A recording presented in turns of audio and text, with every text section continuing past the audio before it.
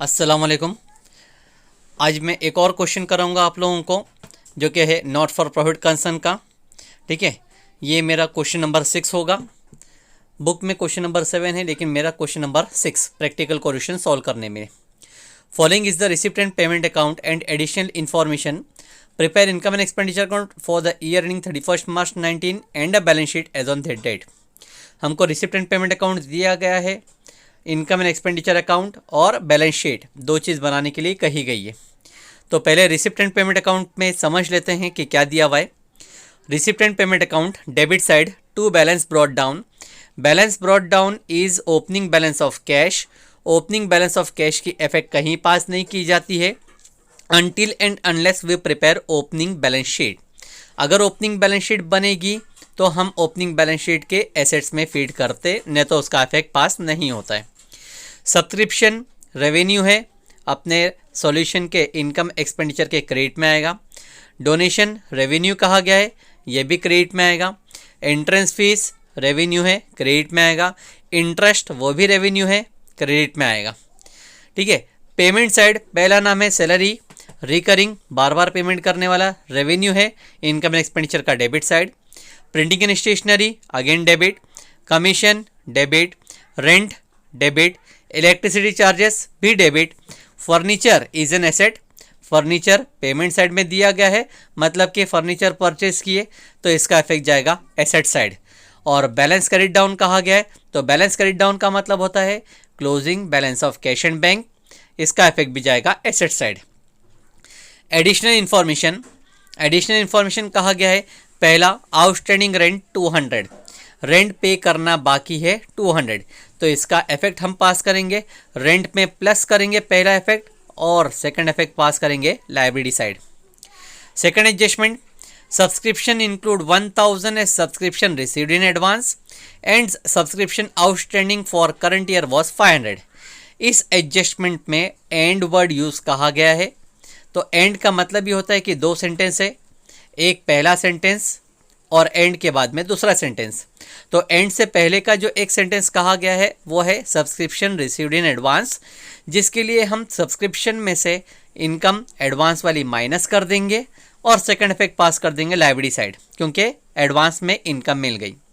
और second adjustment जो कि उसी सेंटेंस में एंड के बाद कहा गया है, subscription outstanding for current year, तो सब्सक्रिप्शन में हम प्लस करेंगे इनकम साइड और सेकंड इफेक्ट पास कर देंगे एसेट साइड, क्योंकि वो इनकम मिलना बाकी है। तीसरा adjustment, depreciate furniture eight 8% per annum. Furniture के ऊपर डेप्रिशिएशन निकलना है 8%, तो जो पेमेंट साइड में फर्नीचर दिख रहा है 8000, उसी के ऊपर हम 8% निकालेंगे। 8000 मल्टीप्लाई बाय 8%, वो हो जाएगा 640। ठीक है, डेप्रिशिएशन एसेट में से माइनस किया जाएगा और second effect income and expenditure के डेबिट में फीड कर देंगे। Fourth adjustment, 50% of entrance fees should be capitalise. Entrance fees का 50% कैपिटलाइज करना है। एंट्रेंस फीस अगर हम देखें तो रिसिप्ट साइड में दिया हुआ है 4000, 4000 में से 50% कैपिटलाइज करना है, मतलब कैपिटल में प्लस कर देना है, तो उसका इफेक्ट हम पास करेंगे पहला कि एंट्रेंस फीस में से माइनस किया जाए, और सेकंड इफेक्ट हम लोग कैपिटल जो कि बैलेंस शीट में होगा वहाँ पे प्लस कर देंगे। ये सब adjustment first, second, third, fourth, हर एक एडजस्टमेंट के डबल इफेक्ट पास करेंगे, क्योंकि वो सारी इंफॉर्मेशन करंट ईयर के एडजस्टमेंट है। लास्ट एडजस्टमेंट कहा गया capital fund was 3000। Capital fund बोला गया 3000 रुपये, तो कैपिटल फंड सिर्फ एक ही इफेक्ट पास होगा, यह है ओपनिंग कैपिटल फंड, जिसका इफेक्ट हम लोग लाइब्रेरीज में लिखेंगे 3000 ओनली वंस, एक ही बार लिखेंगे और अपना सॉल्यूशन वहाँ पे एंड कर देंगे एक ही बार लिख के। तो इस तरह से हम लोग ने अभी फ़िलहाल रिसिप्टेंट पेमेंट का एक्सप्लेनेशन सुना, एडजस्टमेंट का भी एक्सप्लेनेशन सुना। अब सॉल्यूशन करने के लिए हम लोग इनकम एंड एक्सपेंडिचर अकाउंट बनाएंगे और बैलेंस शीट बनाएंगे। इनकम एंड एक्सपेंडिचर अकाउंट का लेंथ नॉर्मली एक पेज का ही रखो और बैलेंस शीट का भी एक पेज का रखो, ताकि सामने सामने हमारा सॉल्यूशन हो जाए। ठीक है, फॉर्मेट बना लेते हैं और फिर सॉल्यूशन स्टार्ट करते हैं हम लोग। सॉल्यूशन अपना एडजस्टमेंट वाइज, पहला एडजस्टमेंट कहा गया था आउटस्टैंडिंग रेंट वॉज 200, तो हम लोग चेक करते हैं पेमेंट साइड में रेंट दिया गया है जिसका अमाउंट है 2000, हम लोग डेबिट में लिखेंगे टू रेंट और अमाउंट लिखेंगे 2000। आउटस्टैंडिंग जैसे मैंने पहले भी बोल चुका हूँ, दैट इज आउटस्टैंडिंग प्लस होता है, लिखेंगे प्लस आउटस्टैंडिंग, शॉर्ट में लिखा है ओ ऑब्लिक एस 200, तो टोटल अमाउंट हो जाता है 2200। लेकिन अब इसका सेकंड इफेक्ट हम लोग पास करेंगे, वो रहेगा बैलेंस शीट में। बैलेंस शीट के लायबिलिटी साइड में लिखेंगे हम लोग आउटस्टैंडिंग रेंट, जिसका अमाउंट आएगा 200 रुपए। पहला एडजस्टमेंट कंप्लीट। सेकंड एडजस्टमेंट में दो इंफॉर्मेशन कही गई थी, subscription include 1000 as subscription received in advance and subscription outstanding for current year was 500। दो चीज कही गई है, एक है एडवांस और दूसरा है आउटस्टैंडिंग। तो पहले एक एक करके कंप्लीट करते हैं। सब्सक्रिप्शन हम लोग देखेंगे तो रिसिप्ट साइड में दिया हुआ है, रिसिप्ट को हम लोग इनकम में लिखेंगे बाय सब्सक्रिप्शन, जिसका अमाउंट हमको इनकम साइड में रिसिप्ट साइड में दिया गया था, वो अमाउंट है अमाउंट 5000। तो हम लोग लिखेंगे पहले 5000 रुपीज। अब एडवांस कहा गया है तो एडवांस माइनस किया जाता है, लिखेंगे हम लोग माइनस एडवांस, एडवांस माइनस करना होगा 1000 रुपए। तो जब 1000 रुपए मैंने माइनस कर दिया तो बचा 4000। ठीक है, एडवांस जो हमने सब्सक्रिप्शन मिला है वो एडवांस हमारे लिए लायबिलिटी बन जाता है। लायबिलिटीज में लिखेंगे एडवांस सब्सक्रिप्शन, जिसका अमाउंट हम फीड करेंगे, अमाउंट था 1000। लेकिन उसी सेंटेंस में एक और इंफॉर्मेशन कही गई थी जो कि था आउटस्टैंडिंग सब्सक्रिप्शन। तो हम लोग आउटस्टैंडिंग को प्लस करेंगे, प्लस आउटस्टैंडिंग, और आउटस्टैंडिंग के लिए अमाउंट कहा गया था 500। तो जब 4000 में 500 एडअप किए तो अमाउंट बच जाएगा 4500।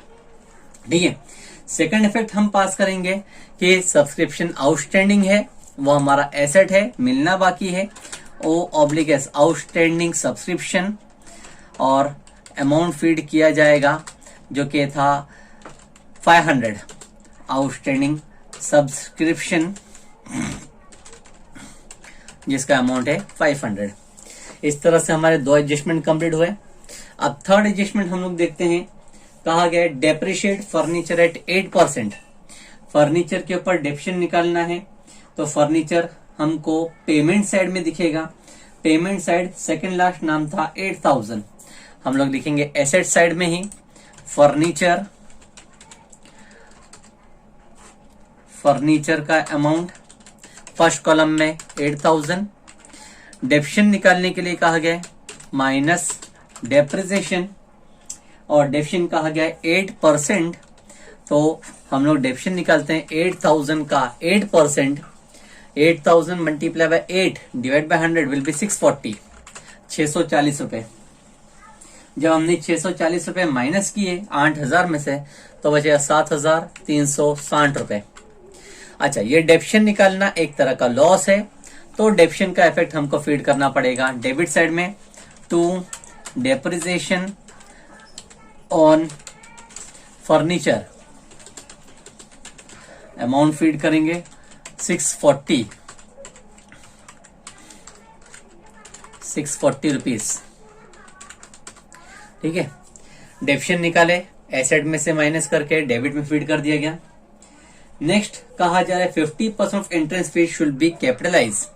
एंट्रेंस फीस का 50% कैपिटलाइज करना है, तो एंट्रेंस फीस अगर हम देखें तो इनकम में दिया गया है, सेकंड लास्ट नाम 4000, लिखेंगे बाय एंट्रेंस फीस और अमाउंट फीड करेंगे 4000।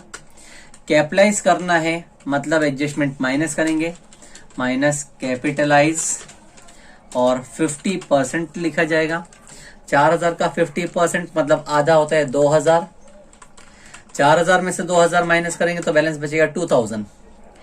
कैपिटलाइज का सेकंड इफेक्ट होता है लाइबिलिटीज में, हम लोग लिखेंगे पहले कैपिटल फंड, और उस कैपिटल फंड का अमाउंट फिलहाल अभी मेरे पास नहीं है लेकिन आगे मिलेगा, इसी में एडअप कर देंगे हम लोग एंट्रेंस,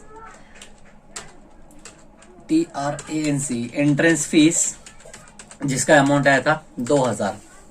एंट्रेंस फीस एक जगह से हमने माइनस कर दिया और सेकेंडली हमने कैपिटल फंड में एडअप कर दिए।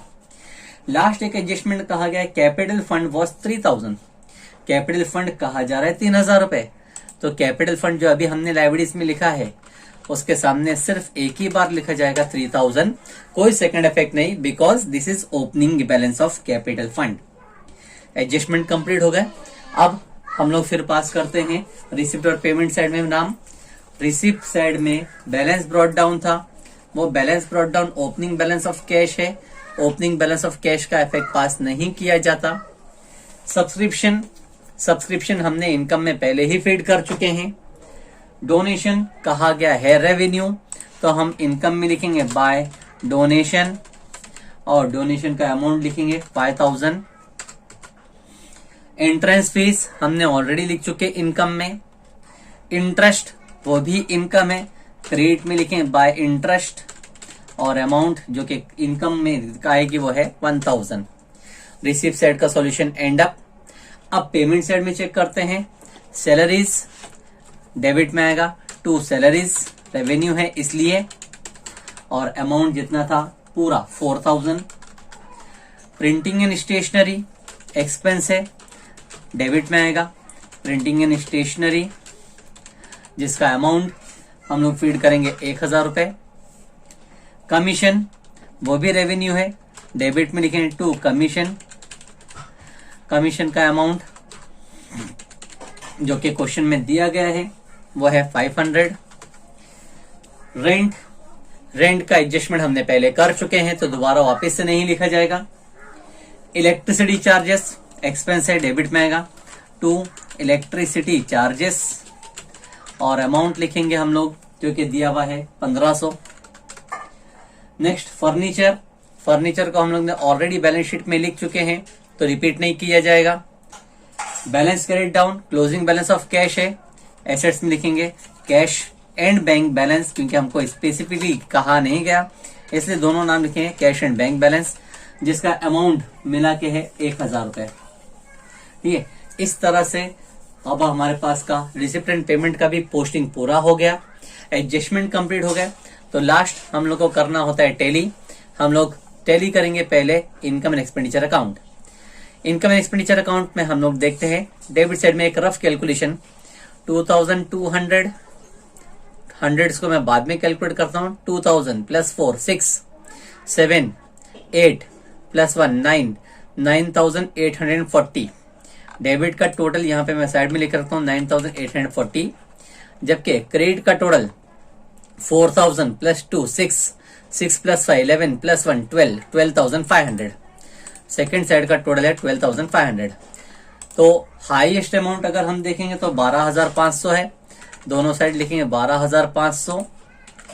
12500 में से 9840 रुपए माइनस करूं तो रिमेनिंग अमाउंट जो बचेगा हमारे पास 2660 का बचेगा, जिसको हम लोग लिखेंगे टू सरप्लस अमाउंट आ गया मुझे। यही सरप्लस हम लोग कैपिटल फंड में प्लस कर देते हैं, प्लस सरप्लस और अमाउंट था 2660। अब अगर इन तीनों को भी एडअप कर दिया जाए कैपिटल, एंट्रेंस फीस और सरप्लस, तो अमाउंट है 3000 प्लस 2005 प्लस 2 7660 हो गया। अब लास्ट चीज है कि हम बैलेंस शीट का टोटल करें। बैलेंस शीट का टोटल 7000 प्लस 1000 8000, 600 प्लस 200 होता है 800, 8860। एसेट साइड में चेक करते हैं हम लोग 7000 प्लस 1 8000, 500 प्लस 300 800, 8860 पे हमारा बैलेंस शीट टैली हो जाएगा। ठीक है।